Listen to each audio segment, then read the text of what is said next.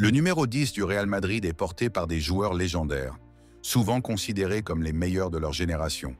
Le numéro 10 au Real Madrid n'est pas qu'un simple chiffre sur un maillot. C'est un symbole d'excellence, de créativité et de grandeur.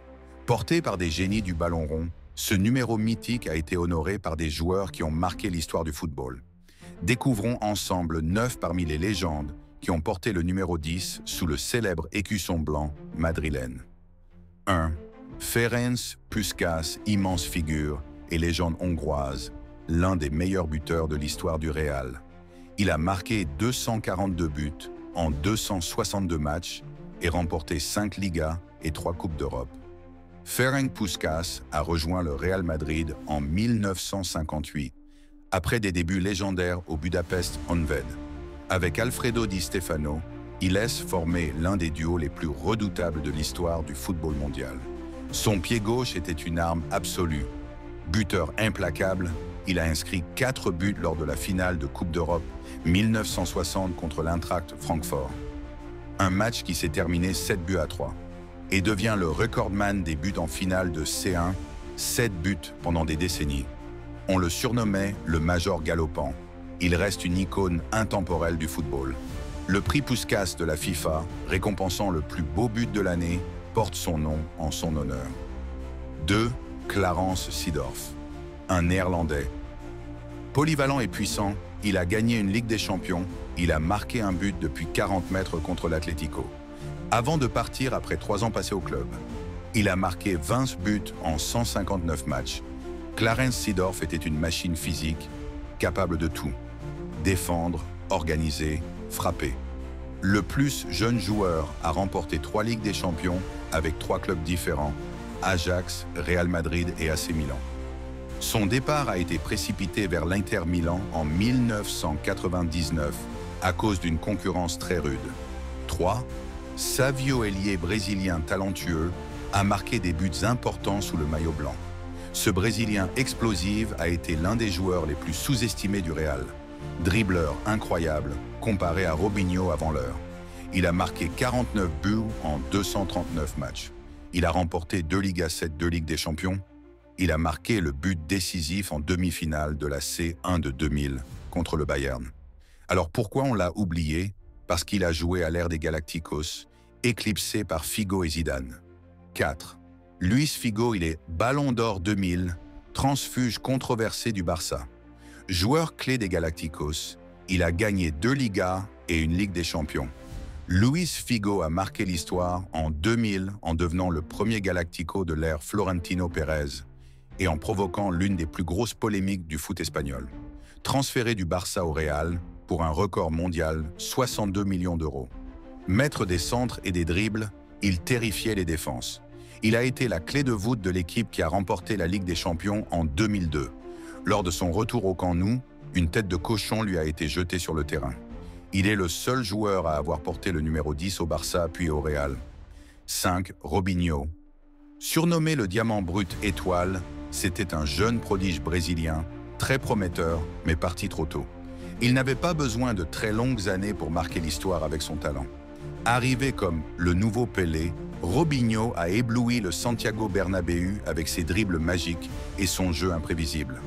Il a faux des débuts tonitruants en 2005, avec des gestes techniques spectaculaires.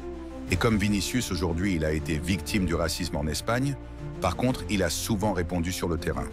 Son départ était précipité vers Manchester City en 2008, laissant des regrets derrière lui. 6. Wesley Sneijder, un meneur technique, un génie incompris. Avec 11 buts et 20 passes en 66 matchs, Wesley Sneijder était un meneur de jeu hors pair, mais son passage au Real a été écourté. Arrivé après le doublé de l'Ajax, il impressionne par sa vision et sa frappe. Victime des arrivées de Cristiano Ronaldo et Kaka, il est sacrifié et part à l'Inter Milan, où il a gagné la Ligue des Champions en 2010. Le grand regret, le Real aurait pu le garder plus longtemps. 7. Mesut Özil.